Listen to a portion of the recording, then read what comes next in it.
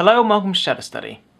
Now when it comes to having a makeshift studio setup, one of the big questions is what to get for a setup when it comes to a backdrop or a green screen. Here at Shadow Study we're going to give you some quick tips on what to look for when it comes to setting up your backdrops. The first thing to keep in mind is to avoid fabric that has synthetic material in it. This is because light reflects off of it. The most ideal fabric to keep in mind is muslin, but other fabrics can work. The other alternative you can look at is seamless background paper, as that tends to be a popular choice for photographers with studios. When it comes to your setup with a backdrop or green screen, it's ideal to have your subject closer to the camera and your lights much more closer to the background. If you apply a narrow depth of field to it, it also makes the background blurred to help keep focus on your subject. Also, the benefit of having lights directly on your screen is that it helps remove the shadow effects. But another key stage of that is to make sure you iron out the wrinkles and the folds of your sheets and backdrops, just so it doesn't appear in the Photoshop stages. This will really help provide a cleaner look in your images and video, especially as you want to keep the sheet as flat as possible.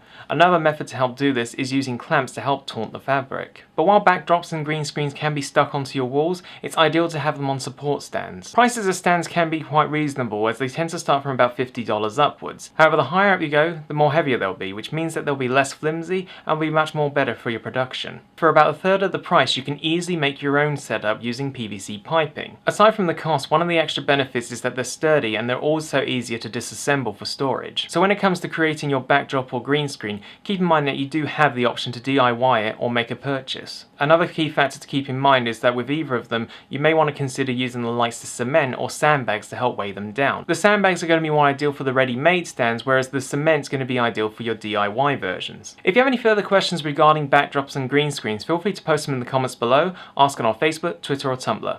If you'd like to learn more with Shadow Study, please subscribe.